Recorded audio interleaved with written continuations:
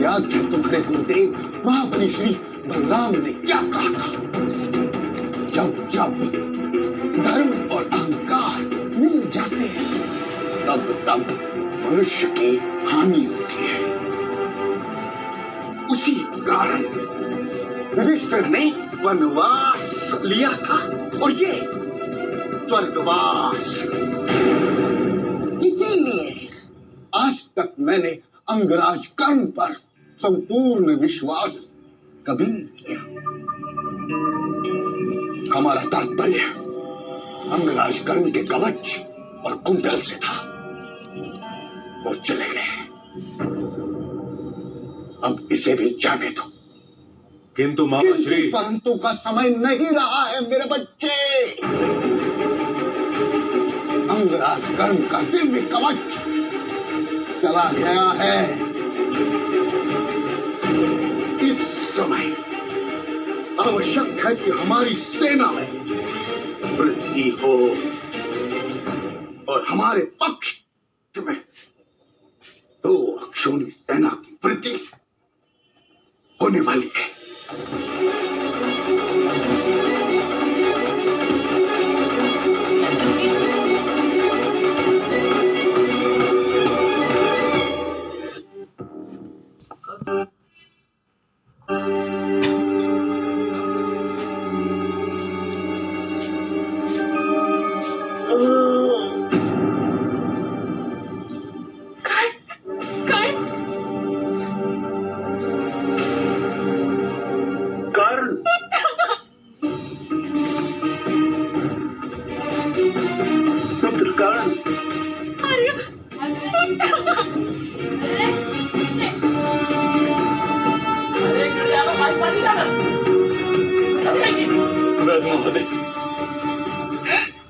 इसके श्वास इस प्रकार क्यों चल रही है? स्थिति कठिन है। दिव्य कवच कुंडल के निकल जाने से अंगराज कर्ण के जो घाव हुए उनका उपचार साधारण औषधियों में नहीं। हम इनके लिए कुछ नहीं कर सकते।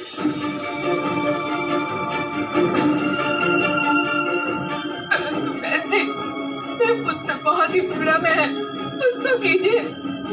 राधा, कर्ण अवश्य ठीक हो जाएगा, विश्वास रखो। विश्वास? किस पर? आप पर? मेरे पुत्र की दिव्यता लेने वाली संतानों की माता मुझे विश्वास दिला रही है। मौन रहो राधा।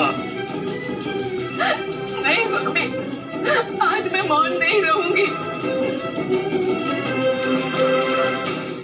ऐसा क्या बैर था मेरे पुत्र के साथ जो इसकी दिव्यता ही ले ली। अपने संतानों की विजय प्राप्त करने के लिए आपने ऐसा प्रपंच किया और स्वयं को धर्मात्मा कहती है। मुझ पर विश्वास रखो राधा, मैंने ऐसा कोई प्रपंच नहीं किया। तो आपके पुत्र के पिता ने क्यों ली मेरे राधे की दिव्यता? उन्हें क्या लगा था कि सूत पुत्र है, इसलिए इसके साथ छल कर गए। अरे मेरा पुत्र तो जन्मा ही था सिंहासन पर बैठने के लिए। परंतु अपने दरिद्र पिता के गोद को ही सिंहासन मानकर पला।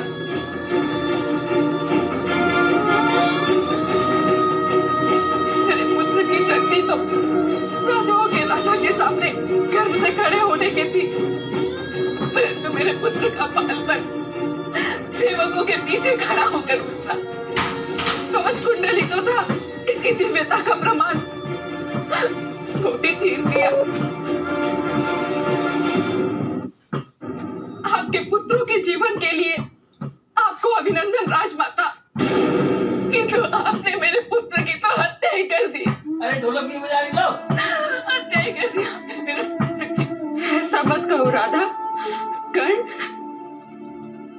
कर्ण मेरा ही पुत्र है।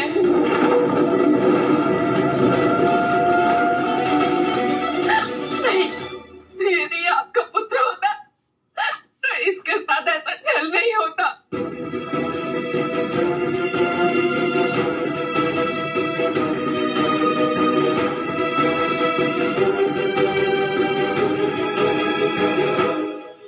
यदि कर्ण आप ही का पुत्र प्रतीत होता है